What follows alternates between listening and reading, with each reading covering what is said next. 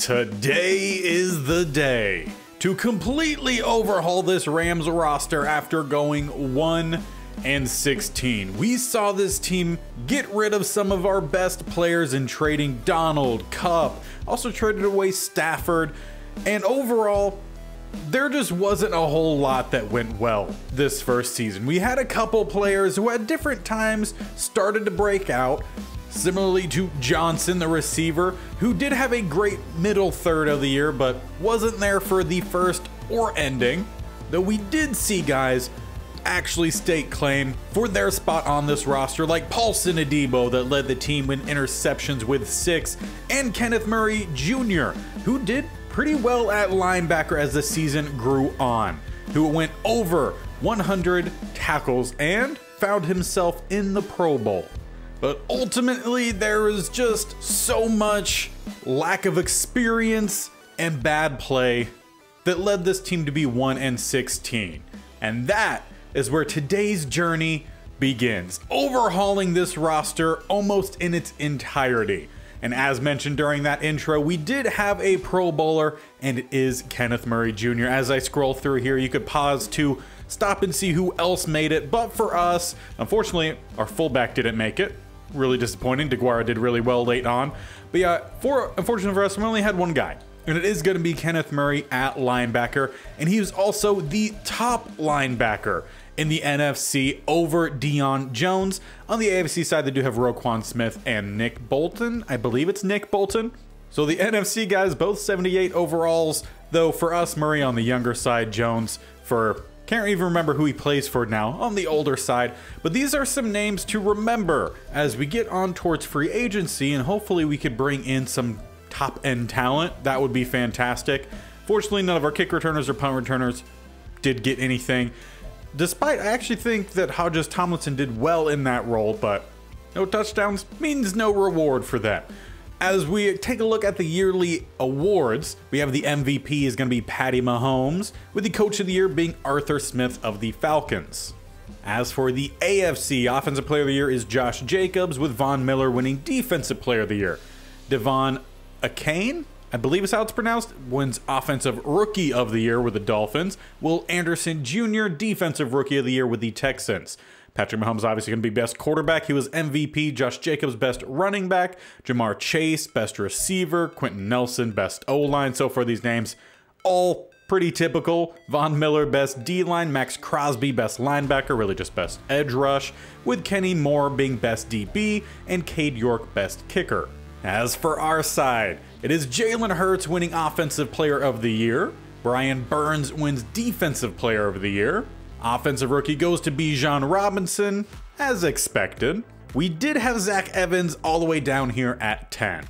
Defensive Rookie is going to be Jack Campbell, and we did not have anyone in the running there. Best QB going to be Jalen Hurts. Best running back, Zeke Elliott, which is a nice comeback for him with the Cardinals. He did not sign with the Patriots in this universe. Best receiver goes to Mike Evans. Best O-line, Zach Martin. Best D-line, Jonathan Allen. Best linebacker goes to Brian Burns, though we did have Kenny Murray. Does it go by Kenny Murray or does it go by Kenneth? Well, I had Murray Jr. here at 5. Best DB goes to AJ Terrell Jr. with Adebo in second. If he won that award, there maybe was a chance that he ends up becoming an X Factor. So unfortunately, we missed out on something possibly really big there, with the best kicker going to Graham Gano. And the Super Bowl champions are the Buffalo Bills, finally getting their Super Bowl win after making it there, this time for the 5th time. Apparently that is the charm, as their MVP is the running back in Damian Harris, and then the actual yearly awards over on the right-hand side, narrowing down the offensive player, defensive player, rookies, all that. So you check over to the right-hand side for that. But that means season 1 is officially done. And in this universe, this is going to be the retirees after season 1. Case Keenum been around for a long time. Hitman finally calls it a career. He honestly thought about possibly leaving the Vikings in real life, though did come back. Hopefully he has a great season. Matt Paradis, Ryan Tannehill retires. Nick Folk, Justin Pugh retires. Matt Ryan, JPP for us retires. Bruce Irvin retires. Julio Jones does retire. Brandon Williams retired, and Jason Peters. So we actually had a couple starters retire, but all expected for us. And Ndamukong Suh also retires. Chandler Jones, Al Woods, Marvin Jones Jr., Dwayne Brown, Trent Williams does finally retire, Linval Joseph, Calais Campbell, Casey Hayward, Jason Kelsey, Justin Houston, Mercedes Lewis, Matt Prater, Kareem Jackson, Andy Lee even, that's a big name for punter. Xavier Rhodes also retires. Philip Lindsay, though, I don't think he was ever actually signed back to the NFL after going, what was it, to the Sea Dragons in the XFL? And head coach Pete Carroll also retires. So quite a few big names in there. It's the fun part about getting older, right? Some of the guys that you grew up watching start to retire, and we have to welcome in, or usher in really, a whole new generation of players. And that's really what's happening right now. But it is time to decide who is coming back. And there are a couple guys at the top. Honestly, Kenneth Murray just getting to the Pro Bowl. Want to make sure we keep him around, only 25 years old. I do want to keep Cam Akers around. And he's only looking for a 2-year deal, which I think would be perfect. He's looking for about 5 to 6 mil per season. I think we could do that no problem. So let's just go ahead and bump this up a little bit. Want to make sure we lock him in. I think he could be a solid running back for us, and we have some decent depth behind him as well. So we'll make that offer. Perfect. He's in. And really the only other guy I definitely want to make sure we get is Kenneth Murray Jr. Everyone else, I think we're honestly fine moving on from. Some of these guys we might try to bring back, maybe like Isaiah Wynn, though I would like to get younger at that position. There's definitely some guys, but for the most part, I think we could definitely test because the team went 1-50 or 1-16 even. So let's try to lock in Murray here for a good couple years. He's only looking for 3. I'm going to offer him the 4 and make it 6.5 per season. And he will stick around. It was a good offer, so I was hoping he was going to say it's a done deal, which luckily he did. I was worried he was going to say it's a good offer, but no. We keep around our Pro Bowler. And the only other person I think I'm going to make an offer for is Josiah DeGuara, who was our fullback. I think he played that spot really well. We're even give him a decent amount of money as well. And he will stick around. He earned that. Everyone else, though, we're going to let test, and we're just going to see what all we can make happen in open free agency. Now, before we could actually go and sign some guys, we have to take note of the cap space that we have, and it wasn't honestly all too much there where we were re-signing, had 88. So let's just see what in total, who's getting the most amount of money on this team. And Joseph Noteboom is getting a lot of money, and he wasn't even a starter for us last year. So we do need to find a way out of that deal for sure. Murray, he's going to get a decent amount of money, though he does deserve that money for sure. Akers, solid with that. Brian Allen, I would like to get out of that deal. We have the young guy, second year now, and Steve Avila. We'll see what he does. We might also move on from Tutu Atwell, and a lot of these young guys as well that just didn't do very good. We'll see what all of our options are for sure, but there are definitely some contracts to get out of. But here is our first free agent class. The top guys on the board are going to have Amari Cooper, a 90, Mike Williams, an 88. He wouldn't have to go very far if we do decide to bring him in, as he was formerly with the Chargers. Levante David, another 88. Eckler, an 88. Don't need a running back, but he's still really good. Christian Wilkins could be a solid guy across the middle, though Keenan Allen, another guy from the Chargers, on the older side, but he does have interest, something a lot of these other guys did not have. So he mostly just seems like he doesn't want to go very far from home. There's also Bobby Wags. Do we try to bring him back to the Rams? Because he clearly loved it being there the first time. There's definitely some things we could do. Some interest, though most of it is coming from older guys, but we're not going to be able to put together a completely younger team. We're going to need some older vets. So let's get started moving through these groups. Now, I would like to start here at receiver, because that was a group that was really inconsistent for us outside of the quarterback, Stetson Bennett, also just being inconsistent. But I feel like I would really like to make an offer here for Keenan Allen. It's going to be a 1-year, maybe 2-year deal, depending on if he decides to retire or not. And he's looking for 3 years, 14 per season. He's definitely lost a step or two, only 87 speed and acceleration, but the route running looks really good, hands still good, release is also good. Injury rating, how is that looking? An 85, so a little bit of a concern as he does get older. But I think he could be possibly really good for us. Does he have any sort of No, he's not a mentor either. So I feel like I would like to get him. I would definitely like to get him, because we have to go in other positions early on in the draft. So we're going to miss out on bringing in a possible day one starter in that means. So if we're going to rebuild this receiver group, it's going to have to be through free agency. So let's, with no offer so far put in for Allen, let's try to lower the seasons, but just add on a little bit more money. See if he'll like that. This will make it a 1 year 15 mil. He has some interest in it, not major. Now the next spot I want to go is up front on defense in Michael Pierce. He has some interest in us. He does not have any other offers coming in, and with us playing a 3-4, we need that big goon right in the middle, and he fits that role pretty well. So let's try to offer him a decent deal here, going for about 14.5 mil, which meets his expectation for a year. So we will offer that. And for our third offer, we're going to go with Carl Lawson. Now, he's not much of a block shedder, with that being a 69 rating, but he does have speed, he has strength, he has some pass rushing ability, plus he's interested with no other offers. So with us, again, having to go quarterback, there's also a corner I really like early on. We're not going to be able to hit big on starting defensive linemen in the draft, so we're going to have to go on the older side. And we'll lower the salary, but raise up the bonus. We'll give that an offer, see if he'll take that. Now with our fourth offer, we're going to go with Byron Jones. He doesn't have any other teams interested, which is good, because he is also just not very interested in coming to us. Mostly because he doesn't like the no income tax from California. But we're going to make an offer here. He's looking for 1 year, about 6 mil. I think that's fine. If anything, we're actually going to lower the salary a little bit. We'll raise up the bonus. They seem to like the bonuses. We'll see if he ends up taking that one, and we have one more offer. And that last offer is going to be for another veteran with no interest, but no one else is interested in him. That's going to be in Kevin Zeitler. Needs some help along the offensive line. So he's looking for 1 year, about 10 mil. We'll just kind of fudge this around a little bit. It'll end up being 9.5, a little bit less than what he was wanting, but we'll make that offer. He has some interest in it. Now these again are all of our targets.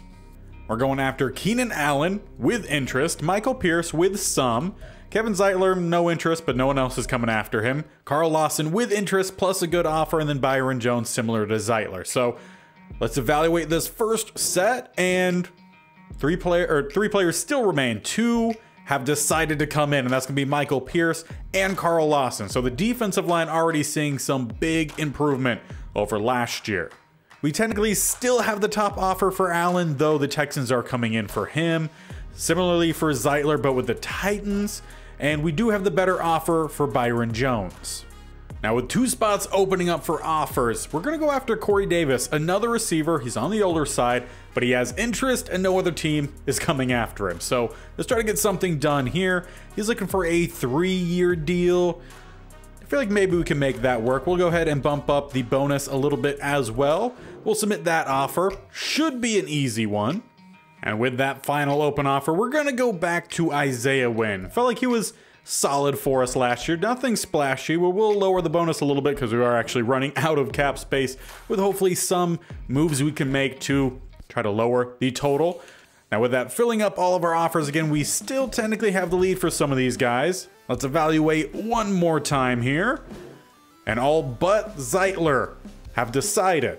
And we did bring in Byron Jones, Corey Davis, and Isaiah Wynn. So we can make a few more offers here, because we do have 4 spots open, though we did miss out on someone, because only 3 more people signed, though I cannot think off the top of my head who it was that we missed out on.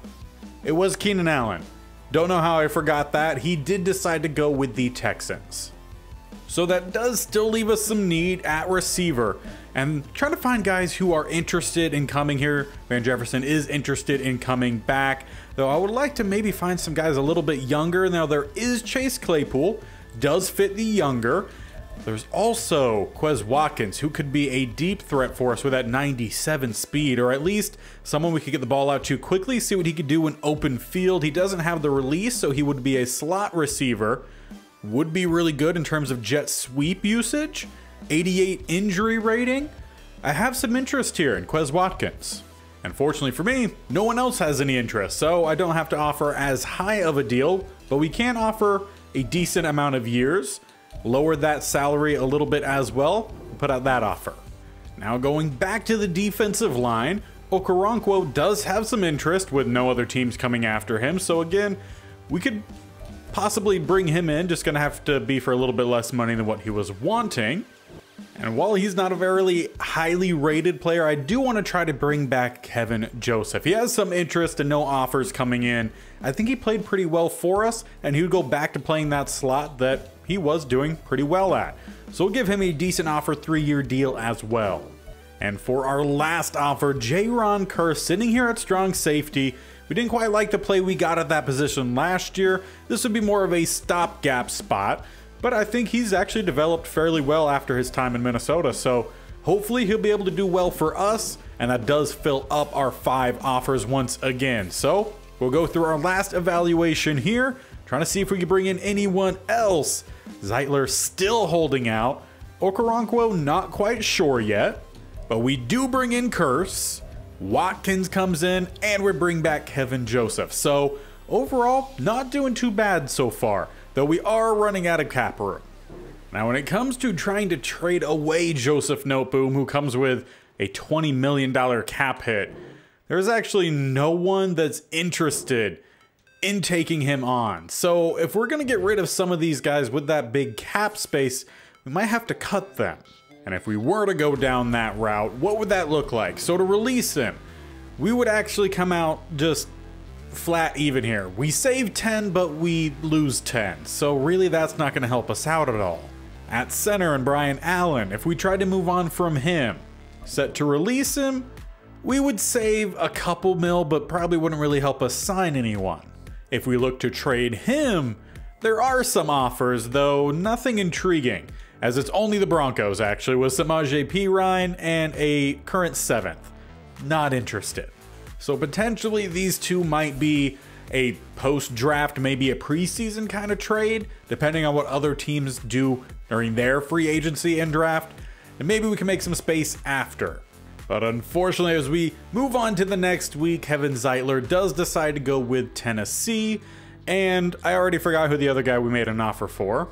I think it was Okoronkwo that was waiting. We did end up actually getting him, so we're doing mostly well with our offers, and we do have 20 mil still left to use with Kevin Zeitler deciding he didn't want to come here. So now I think would be a good time to try to find a backup or mentor quarterback, though unfortunately there's really not any mentors besides Teddy B, and I wouldn't necessarily want to start him if for some reason we didn't get a quarterback in this draft. The throw power and the accuracies just don't quite look too great. Unfortunately, I was a big fan of Teddy B before his injury, but injuries happen and it changes players' career. So there is Sam Darnold if we did want to try to bring him in.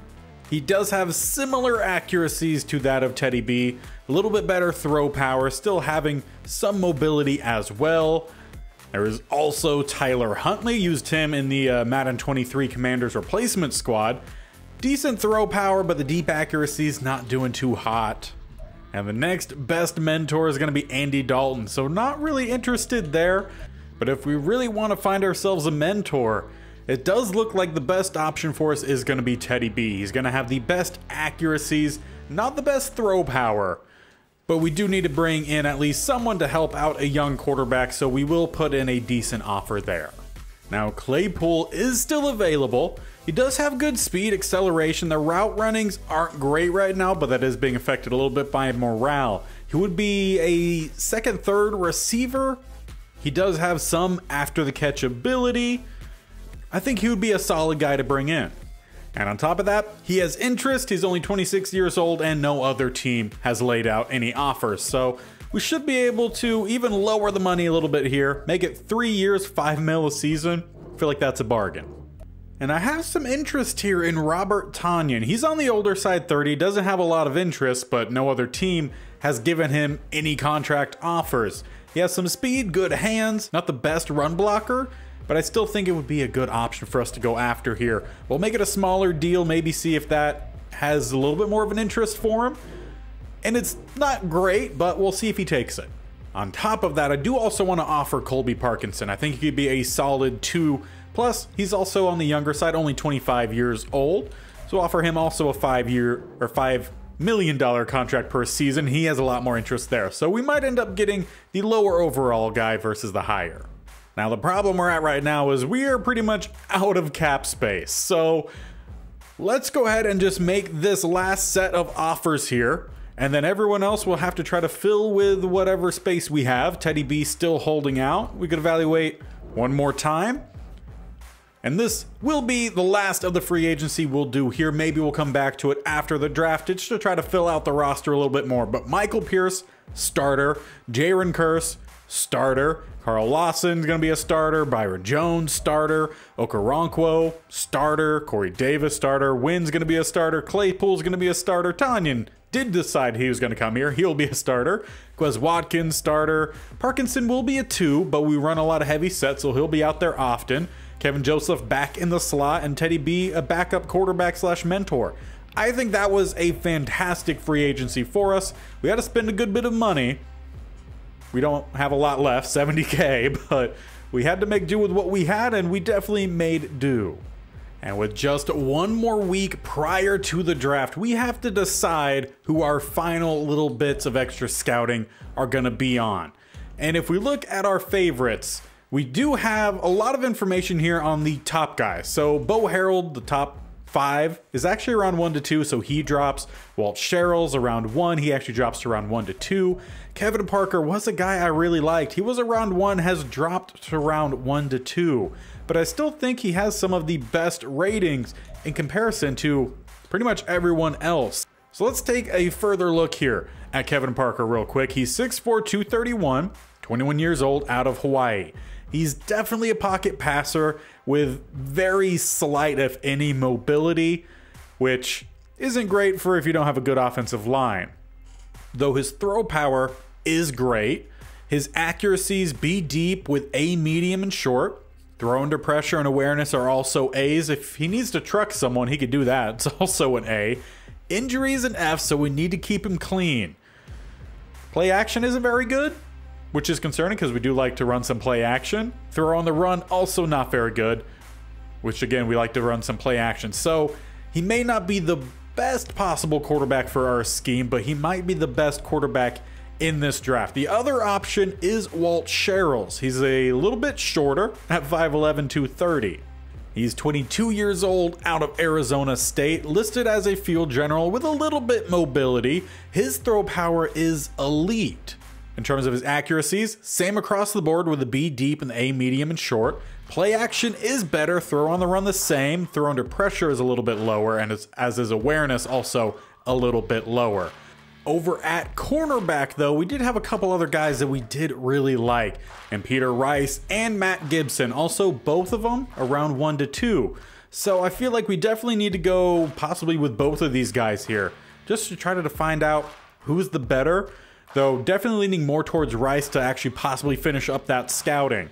He's 21 years old, good combine and pro day. I mean, can't go wrong there. I think he has a fantastic skill set with both man, zone, and press ability. That's a day 1 starter for sure, though I would like to find out where it is that he would go in this draft. So we are going to select Peter Rice.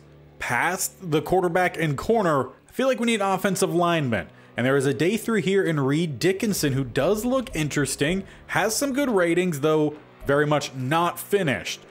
He's not super strong, which kind of sucks. Pass blocking is a little bit of a concern. We don't know. It's A to a C. We do know C run block power, so he could really go way up or way down.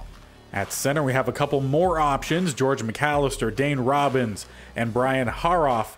All possibly could be decent, though. Let's actually stick with the top 2 because there is the C run block. Now, Robbins is also 21 years old. Really varied in this bench press, 30 to 34, though everything else does look pretty solid for the combine. D run block power is pretty concerning. George McAllister is also 21. His reps about the same, though overall a great athlete.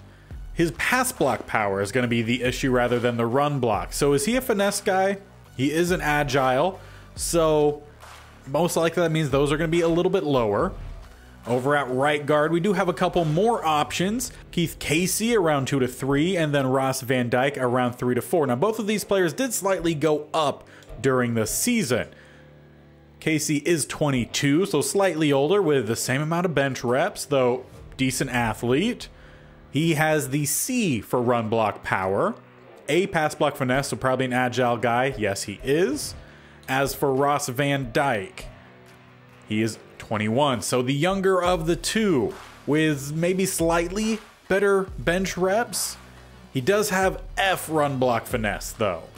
So he's a pass pro? Yeah, pass pro. Maybe could play tackle, but that F is really concerning. So when it comes to this offensive line, leaning maybe a little bit more towards Casey, at least at the right guard spot. There's at least no D's and C's that we know of. So I do think we give him one of those scouting spots. And I think the last one we might go with is Johnny Smith out of Bama at DT. He's 22, decent size with some speed and some strength. Overall, pretty good athlete. He does have the B tackling, but primarily focused here because he has the A finesse with B to D block shed. Power moves is a C. So if that block shedding comes out to a B, I think we might have a good guy to build around here late on. So I think we're going to go Johnny Smith in the round 3 to 4. Now looking at mock draft 5 to find out where some of these guys are going. We had a quarterback that we liked who was around 1 to 2.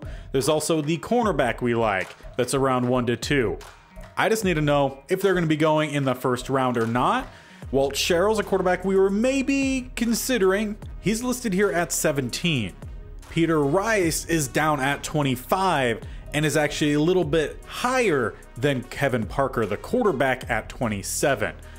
So we could definitely drop back a good bit in this draft class as we are currently slated with the first overall pick. Though I don't know if anyone has 2 first rounds that we could really drop back with if they're going to jump all the way up. We might have to trade ourselves back into the first round if we want to go after both Peter Rice and Kevin Parker. And as the final scouting comes in, we actually don't learn anything here on right guard Keith Casey. Thought Madden fixed that, but apparently not. And as for Johnny Smith, also didn't learn anything on him. Did we at least find out where the corner is going? Yes, we did. Peter Rice is a top 5 player, so for sure we need to at least bring him in. We also need the quarterback. We know that for sure. But Peter Rice looks like he could be pretty impressive. He's an outside corner with the C tackling, plus the press being so high. Play rec needs a little bit of work, but the awareness, not bad. I think overall, I mean, this is a pick that could really bolster the defense for a long time. Him next to Paulson Adebo could just be fantastic for us. So with all of that said, you guys ready to start this draft? We know at least one top guy for us. We're going to have to try to get him and a quarterback in round 1. So let's see what all of our options are as the draft is underway. What are our trade options? Again, I would really like 2 first round picks here, and we can get it with the Bears dropping down to 6, and we get their 12, which would give us the 2. We would have to draft some guys early, but we could go after the corner early. And then from 6, we could even drop again, maybe to around 20 or so. It's definitely a possibility. Anyone else have 2 first round picks plus some? That answer is no. So right now, it's the Bears. So let's give it to them. Let's drop back to 6. We could trade from 6, and at 12, I think we go with the corner. So that's the first step in rebuilding this team through the draft. So the Chicago Bears give up both of their first round picks to select Martin Worrell, right outside linebacker out of Kansas State. We'll check at the end to see if they hit or if they came up empty. But let's move on to our 6th overall pick with the Cardinals selecting Levi Harris, a left tackle out of North Carolina. With the 3rd pick, the Patriots go Matthew Brayton, right tackle out of Georgia. Tackle was a really good class in this class. As we move along, Lions go with another tackle, Trey McElroy. I feel like they're going to have a spare tackle that maybe we could try to trade for? Possibility. Buccaneers with the 5th select Jay Austin, another tackle out of Boise State. And we are back at our pick. Now, I'm trying to remember exactly because we can't see the mock drafts here. I want to say our guys were around 25 and 27. So if we want to move back here from these 6, I would like to pick up a couple first round picks. One for this year, one for future years. Is that anything? Is that going to be offered at all? I see some seconds. There is some first coming in. It's the Dolphins, though. That's pick 30, and that'd be too late. And that is the only other offer. So I'm honestly not really liking what I'm seeing here from the trade offers. But what we might be able to do is pick a guy early here, some position that we did not expect to go after, and then maybe try to trade back up into the first round later on. That's definitely a possibility. How is that tackle class looking? There is Daniel Burns around 1, though he's not a pass pro. You can maybe say that there is Frank Newton, who does seem interesting, was on our board, but it would be a guess. At right guard, there is Stanley Jackson around 1 to 2. We know a little bit more about him. What does he look like? He's 22. He has some better strength, at least a little bit higher than some of the others, but does have the D run block finesse and C pass block finesse. We could get that in the 3rd to 4th round. Though at right tackle, there is Cody Hampton, another guy who was on our board as a true round 1. 22 years old out of Michigan. Decent bench reps, but again, coming in with those C finesse. So while we do know pretty much everything else, and everything else is pretty good, I don't know if that's the spot to go after. But one position that I do really like here, Nick Bell from Washington State, was one of the first guys I put on the board. 6'5", 295, 23 years old, so on the older side, would have to come in with a much higher overall to start. He has the strength, he has some speed. We just aren't sure about that finesse moves, but the block shedding's good, power moves is good. He's labeled as a run stopper. That could be also pretty good.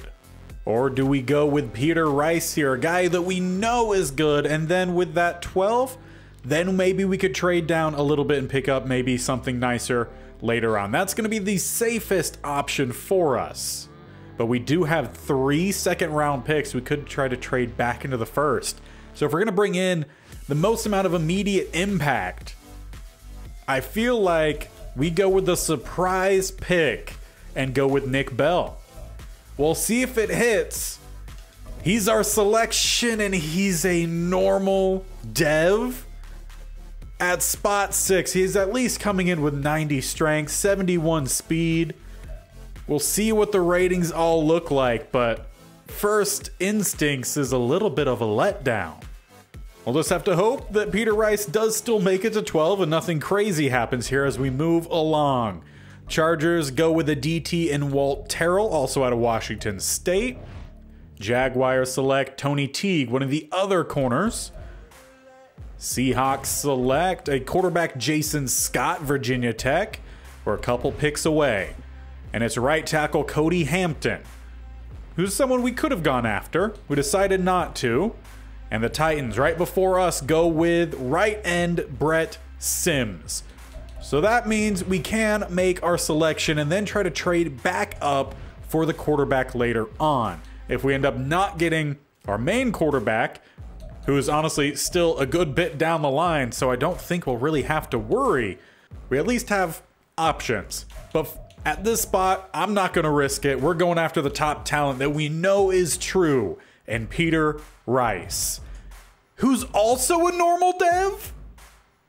If you guys have been watching this channel, you know I normally strike gold with some hidden devs. I'm not getting it here, so these guys must be coming in with just high overalls, but just not the dev. 93 speed, 86 jumping, 96 change of direction is actually pretty good, with 91 acceleration and agility. Don't know how we're not hitting the dev marks here, though. So as we jump forward, I'm just going to see if quarterbacks start to go off the board, and if that does happen, then we'll make our move. If anything crazy happens, like our guy going, well, we'll jump back in and talk about the unfortunate news. Now, the first quarterback does go to the Commanders. It's Blake Schmidt out of Georgia Tech. Walt Sherrill's a guy we were interested in, goes to the Raiders. And Kevin Parker, the quarterback we wanted, does go to the Broncos. There were a bunch of other quarterbacks ahead of him, so I wasn't trying to make any move yet. There's still Bo Harold, a top 5, who's actually around 1 to 2 talent, but there were still 3 other guys who were around 1. I do think, obviously, the guy I wanted was better than these 3. So who knows, maybe Bo Harold ends up becoming our next quarterback option. He's 21 years old, out of Wisconsin, a scrambler archetype, though not extremely faster, good throw power. The accuracies are good on the short end. Medium and deep Bs aren't bad. There is the A awareness, throw under pressure also A, throw on the run also A. Play action is lower. What is his injury? B? I mean, overall, I don't think I would be horribly amiss if we did end up with Bo Harold. So let's continue on. We'll see if he ends up going. And if that's the case, well, then we'll see what we end up doing. And with just one more pick left before us, it's the Buffalo Bills. They should not go quarterback. So we'll jump to the next pick, and they go with Nick Brown, a DT. Washington State had a lot of defensive linemen in this draft class. But we're at our pick first in the second round. And we did not trade up to get the guy that we originally wanted, but honestly, I don't think Bo Harold is that bad of a guy. I just think he dropped because he was the top 5. There was things that people didn't like, but from what we are seeing here, I don't think it's going to be too bad. The good throw power, I'm imagining that's probably going to be like an 87, maybe 88. We could boost that with some coaching points or staff points. But I think this is a top guy. Fast over-the-top motion. He's going to get that ball out quick. He's going to avoid sacks too. Bo Harold, our quarterback moving forward. Also a normal dev. I didn't expect him to be at least a superstar or an X factor with the fact he was not a true top 5. But 91 throw power is actually a lot better than I expected. So we'll see what we have here in Bo Harold moving forward. And speaking of moving forward, our next pick is late in the second round. So let's jump ahead to then. So off the top of my head here, in the second round, I would love to go with an offensive lineman. Though there's the day 3 that we do like, but I don't want to go with that this early. There's a round 3 to 4 in George McAllister. The guy we did like out of Bama here at right guard did go, though Ross Van Dyke is still available in round 3 to 4. And we could go with him with our third pick, but if there's anyone in that second round, anyone possibly, there is a right end in Devontae McDougald. Again, we don't know exactly where he's going to pan out because he's a speed rusher with the B finesse move, so block shedding could possibly be a C or a D. At DT, there are some intriguing guys here. I mean, Johnny Smith still available, still looks like he could be solid for us, but I'm not sure I want to go after him yet. At linebacker, there is an interesting guy here in Eric Myers out of North Carolina. There's also a couple other interesting guys, George Trout being one of them, as they are actually pretty similarly built from the looks of it. Myers is going to be a little bit heavier, but the top 4s are very similar. But Eric Myers, 6'2", 247, 21 years old. I wasn't extremely impressed with Jones. His cover skills are good in man, but zone, not great. In run stopping, he did improve.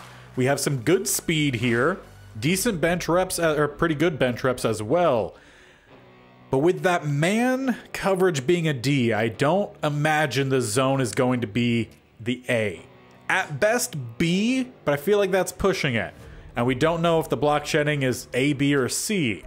So while he looks intriguing, I might wait. That's not a position of necessity for us. Now, we don't have a lot of developmental receiver options. There is Curtis Davis, 6'4", 220, 21 years old out of South Carolina. He has decent speed for his size, running about a 4.5. Good bench reps, though he's not very quick or agile. He struggles with the deep route running, though does have good release with that being a B. Short route running also a D. So he's a physical guy through and through. And I'm not sure we need that with guys that we signed. Now, we did sign Tanyan. He is 30 years old. Jamie Charles, 23 years old out of Florida, 6'6", 247. Decent speed for the tight end. Could use maybe a little bit more strength, but honestly not bad of an athlete. What's his run blocking rating? Is a B to a D. Short route running is the C. I mean, he does look intriguing. There's just a lot of unknown here with Jamie Charles, but that's kind of what the case is across the board with all of our prospects that we're liking. So the options right now are Jamie Charles, who did go up 6 spots. We could possibly reach on Ross Van Dyke or go with him with our next pick or even in the first round. All 3 of these are actually pretty close. There is Devontae McDougal, who is a big question mark. Do we maybe go a little bit ahead of schedule with Johnny Smith, a speed rusher DT? Or do we take a shot on a linebacker? Linebacker is the least of our needs. We did sign some veteran pass rushers, so we could use Johnny Smith and develop him next to Pierce. We also could use a starter on the offensive line. Ross Van Dyke is there. Just need to remind myself, what does he look like? I mean, decent bench reps here. With the F run block finesse, that's right, but the pass block finesse is good, so he's a pass blocker. That takes him down a toll for sure. Definitely not going to reach on Van Dyke. Or do we go with the tight end, who could be a day 1 starter? Maybe we trade Tanyan? Maybe we let Tanyan... I don't know if he has the mentor tag off the top of my head. We do have some picks close together here. We run multiple tight end sets. I think we're going to go with Jamie Charles. We're going to go with the tight end. See what he could do here for us. He's a vertical threat, so I don't imagine the run block is going to be very high. Hopefully that's a C. Do we have our first hidden dev? No, another normal. With 84 speed, 76 strength. I'm really hoping for at least good overalls here. But we will quickly get to our next pick. And there are some guys who are still on the board who have kind of fallen. There's Jalen Brooks, a corner who did seem intriguing. Just don't quite know everything about him. There's a receiver that I just don't think really fits for us. But I think we go with a position group that we need some guys to develop. In Johnny Smith, I just have a feeling that he's a little bit better than a round 3 to 4. And this is right at essentially the beginning of round 3, as it's the 30th pick in the 2nd round. He has the speed. He's got some decent strength. Would probably shift him to a right or left end. He's got the agility. Just have to hope that the block shedding comes through for him. As Johnny Smith is next, and there's that hidden dev. It just took until what? This is what, our 4th, 5th pick. We finally get that hidden dev with 86 strength. Does have decent speed. Would play well in a 3-4. Acceleration 85. Solid. And once again, we didn't have to wait very long for our next pick. Now at the top of the 3rd round, we don't pick again until the beginning of the 4th. So we need to be a little bit more cognizant of who all is left. Now, those linebackers all are also still there. So Eric Myers, we could go here. We don't really have that 3rd linebacker, I feel like. We really have the 2, and then that is it. So could be good to add another guy. But I also feel like we could really use an offensive lineman. Looking at the board here, there is Reed Dickinson, and I just feel like he could be pretty good, but he did go down 100 spots throughout the season. So I feel like what we're seeing, some things as good, they're probably actually going to drop a lot, and I shouldn't reach here. One guy that did not go down is George McAllister at center, a spot that we are wanting to trade our current starter, who's only like a 71, I believe, overall. So we have McAllister, who's 6'1", 313, 21 years old, out of Texas Tech. Has, I mean, overall a good athlete. He had a great combine showing, for sure. D pass block power. So very fitting of the typical centers nowadays that are more agile compared to good block or good strong guys. C stamina, I'm sure. Run block is a B. Does have good lead block.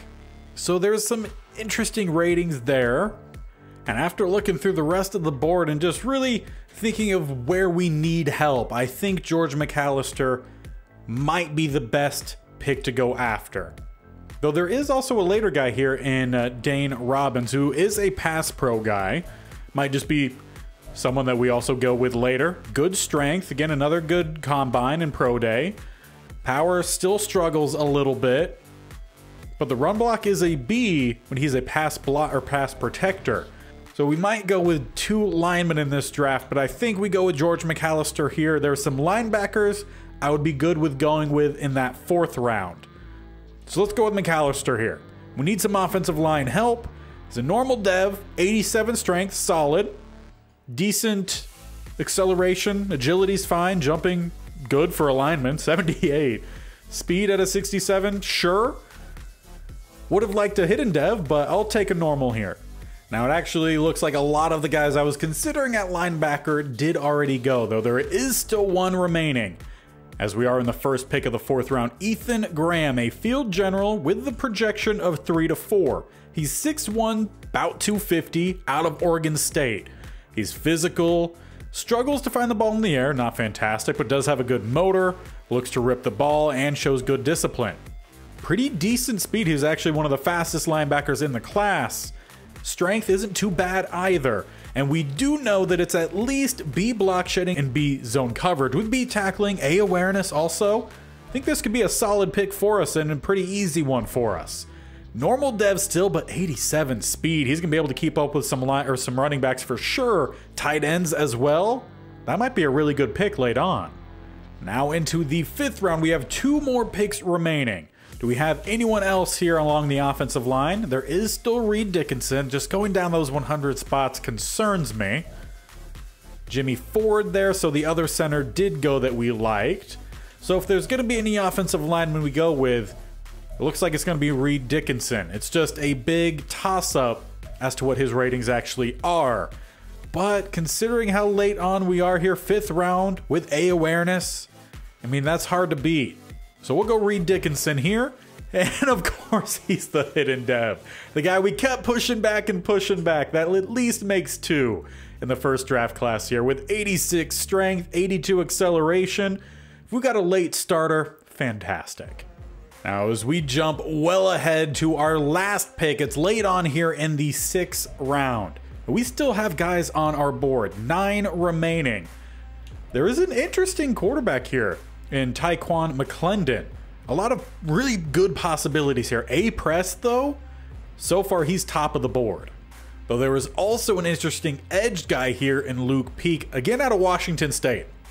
I guess Pac-12 or Pac-2 is really coming through. He has A to C block shedding, listed as a run stopper. So that's going to be at least a B, considering his power moves is also a B. So he also looks really intriguing. And those are the 2 guys that I really like here late on. We only have 1 pick left. And I feel like we are much better in depth at corner. Plus there's a little bit more of who knows with that pick. I think we go with Luke Peak. A 6'3", 291-pound, 21-year-old. Who again, good discipline, rips ball, good motor, has power and leverage. I mean, all the good player notes you could ask for. The physicals, good strength, he's slow. So he might be more of a DT at 6'3", 291. Again, with that A to C block shedding, with the B power moves listed as a run stopper, might be a starting DT late on too, or at least could develop into one. That might be the best pick, and of course he's going to be the normal dev. That one just looked like it was lined up for hidden. 84 strength, expected higher, if I'm going to be honest, but that will boost up with our coaching boost. 78 acceleration with 65 speed. A true DT or nose tackle there for sure. But that wraps up the draft. And it's time now to see how good of a draft we did. We know that there was at least 1 top 5 player. We possibly reached on a couple other guys. We went with the quarterback who was never my number 1 option. Was it the right option? Let's take a look. And there are some really good ratings all the way through this draft. Let's start from the top with our first pick in Nick Bell, who was the 6th overall, and it looks like it was a little bit of a reach. At least with the overall and dev. 73 getting a boost. His ratings does show really good block shedding, better than we've had on this team, with good strength, has the awareness he could learn behind Pierce for a year as well. He is 23 though, so he does need to get on the field a little bit. Definitely going to be a run stopper, maybe with some promise later on in developing that power move. Overall, not bad. Would have liked this more in the mid first round. But the guy that we knew was going to be a good is Peter Rice, and he's a 79, getting a boost up to 80, again, still a normal dev. But these are starting caliber numbers. So we might even be able to trade some of the guys that we signed in free agency. With the speed, good. I mean, just across the board, he has 71 catching. Might be getting some more interceptions with him. Injuries a little bit low, 85. And he does have the balanced play ball tendency, so we might see a little bit more attempts to try to get picks. He also has strip ball, so that is fun. He comes in as a 54th ranked cornerback in the league, so technically he's a top 2 guy. As for the quarterback, we went with Bo Harold. We'll see if that was a mistake and if we should have traded up. But he is a 73, which is already 10 overall higher than what we had with Stetson Bennett last year. Does need to work on the accuracies, but coming out the bat, not awful. Break sack is actually looking really good. Does have some ability to get out of the pocket, which he was a scramble type, right? Yeah, he is a scramble type, but only 78 speed, so he's not going to be a true scrambler. Just can avoid some pass rush and get the ball out. With his throw on the run being 85, that fits well with the play action style offense that we were trying to run. Now, we did miss with the tight end selection. Jamie Charles was not very good. At least taking him, what was it, late second round, a 66 overall. So another one that we missed.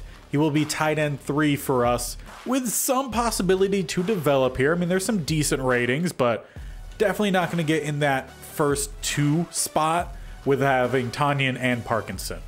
But Johnny Smith, our first hidden dev, pretty much the same overall as the guy that we took with the 6th overall pick. The rating wise though, 82 finesse moves with some block shedding ability, 74 speed. I mean, this is a guy we're gonna need to get out there in a rotation, at least at the right or left end spot. We'll see where he fits in better, but definitely some intrigue here. With 97 injury, he should be good. Not really have to leave the field often. I'm seeing at least some better rotation possibility moving into this next year. Needs to work on his awareness though. Now, the center we drafted in George McAllister is the same overall as the center we currently have, who's making a lot of money for not being all too good. There's definitely some things to work on here. The pass blocking and run block is a little bit low at a mid 70. Run block power, pass block power needs to improve, but overall this is something you can work with for sure, and I'd rather have these ratings for a rookie than a veteran at this point. We also hit on the linebacker. Ethan Graham laid on as a 73 overall, and his ratings actually do look pretty good, well balanced with the 66 zone, 72 block shedding. Awareness is coming through right out the get-go. If he was a hidden dev, I would probably start him over Ernest Jones. Also means maybe we could trade Ernest Jones. We have a lot of flexibility now with some of these guys that we brought in. Tackling is looking really good. His play rec is also in a pretty decent spot. I mean, this guy can get reps immediately. And as I predicted, Dickinson, the guy we kept pushing back, is actually the highest overall under Peter Rice, and we took him in the 6th round, or 5th round. Can't hate that. He's going to be a starting guy for sure. Maybe we'll play tackle, considering the run blocking ratings are a little bit lower. Switch him out to the left tackle. That could be solid for us. Great awareness out the get-go. I mean, this was absolutely possibly the steal of the draft. We'll have to see if the injury is a concern. Maybe that's why he dropped that 100 spots. It's only an 81, so we're going to need to have depth for sure along the offensive line. Now, Luke Peak, a guy I considered would have some starting ability, only a 65, but he does show promise as someone who can develop from that DT spot. With 76 block shedding, does have the 70 power moves, strength is at a decent spot. Just has to work on the awareness. I think that's really tanking his overall. I see someone here who could end up around like a 76 overall and be a solid, either mediocre, average starter, or provide just really good depth and rotation. But overall, how did this draft turn out? Well, Martin Worrell was traded up with 2 first-round picks, and he's at least hidden dev here for the Bears at a 74 with his boost. And I mean, decent ratings here, but we also got this from some guys a lot later on too. So is it a win for the Bears? We'll see how he plays on the field. As for the quarterbacks that went, Jason Scott, someone I wasn't really considering, a 72. Blake Schmidt, a 73. Walton Sherrills, I don't know, is a 74, and I was interested in him. And then Kevin Parker, a 73. Now, if he's the hidden dev, yeah, he's the hidden dev. So same overall, but having the dev, Kevin Parker was the better option. Similar throw power, though, only one better. The deep accuracy is a little bit better, but the medium and short about the same. We have a little bit more mobility in our guy. So overall, it really just came down to that hidden dev, really separating these two guys. So we miss out on that, but we also don't have to take in a first-round quarterback contract. Sherrills, the guy we were considering, was actually the better quarterback than the guy out of Hawaii. He had the hidden dev, is the higher overall, good throw power. Accuracy is actually a little bit better for short and medium, deep about the same, mobility about the same. So overall, these quarterbacks were very comparable. We just happened to get the one who was not a hidden dev. But the highest rated player is actually a two-way tie in Trey McElroy, a right tackle that went in the top 5, 4 spot to the Lions, and then our Peter Rice. So we actually did really well with that, though Kendrick Hart was a late second round, or a mid to late second round pick, and he was actually the third, technically, highest rated player. A hidden dev, he went to the Bengals, like the Bengals need another receiver. He has good speed, needs to work on the short and medium route running, though has the deep and the release immediately. Not too bad of a pick there for the Bengals. The fastest players, there's actually a 4-way tie, all with 94 speed. The receiver that went to the Baltimore, a running back that went to the Patriots, a cornerback that went to the Ravens, and then a running back that went to the Cardinals. So Zeke, who was just a Pro Bowler, or I'm pretty sure he was a Pro Bowler and he won some awards, might have some competition. And this guy came, though he's a 69 overall, but he was in about the mid-3rd round. Not too bad.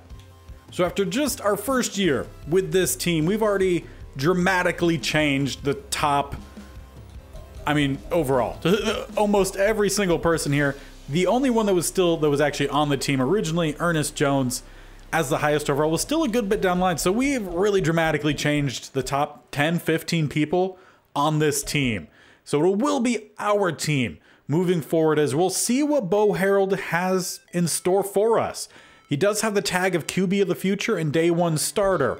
It'll be up to Teddy B and the coaching staff to get him ready. And Stetson Bennett may end up finding himself on the practice squad, or maybe not even on the team. We'll see what we do going forward there. The running back group, perfectly good. I don't think we need to do any changing there. DeGuara, beautiful, love him. As for the receivers, we have 3 top new options. We'll see what happens with Tutu Atwell. He is on the trade block to start off with. And I do want to see if we could get Nakua going. I feel like he had some decent performances for us when he was out there. So overall, a lot of new players. We'll see how well this team does. We do have to shift around some offensive linemen here. As mentioned, Reed Dickinson will probably get the start at the left tackle spot. So do we continue starting Noteboom? Do we maybe shake some things up? We still need some help along the offensive line. If we could find maybe someone in a trade, perhaps, that could be solid for us. We have a lot of different options. Some guys will have to move around. With us having some older guys here at the defensive line that we did sign, with us having some pretty decent talent in the draft. Who knows, maybe by week 8 we're able to trade some of these people. But definitely a lot of good happened in this draft class and in the free agency as well. We'll just have to hope that they can come through for us when the season gets started in the next episode. But I definitely am interested to hear who your guys' favorite person is, or favorite player is, going into this next season. We have a lot of really good talent here now. Kelvin Joseph, I was wanting him to start at slot. With us bringing in a couple guys, who knows, maybe Byron Jones plays slot for us this year.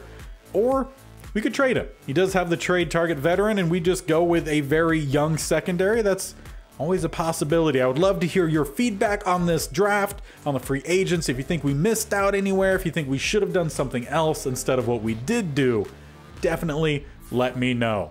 But that will do it for us in this episode. Tomorrow, we will start week 1. We're going to get through the preseason because I don't feel like there's a lot of drama in terms of who's going to be getting starting time versus other players. We're going to have a rotation for sure along the defensive line. I'll keep an eye on some waiver wires. In this game, waiver wires, free agents / practice squad players, and just see if there's anyone else that does pop up that we definitely want to bring in. We do need some help still on the offensive line, but really like some of the guys we brought in. 2 possible starters, and then some guys I would like to move on from to save some cap. But overall, I think that was a great first offseason for us, really flipping this whole team around. So year 2 should be a whole lot better. Until then, aka tomorrow. Make sure you guys hit that bell icon on the bottom right or scroll down, hit the subscription button. Definitely make sure you tap that bell icon so you're notified of when these videos go live. This series posted every single Monday, Tuesday, Thursday, and Friday, with the state-only challenge, currently the Virginias, every Wednesday and Saturday. So 6 full-length videos every single week, plus all the shorts highlighting everything. Also keep an eye on the community tab as I'm kind of doing real-life graphic stuff for teams. Like they post the games of the, or players of the week. I will start to do ones for like these off seasons, or if we sign or trade anyone in season, where it's going to be like the trade graphics and all that. So make sure you're checking that as well. And until next time, we'll get started with season 2. We'll see you then. Bye.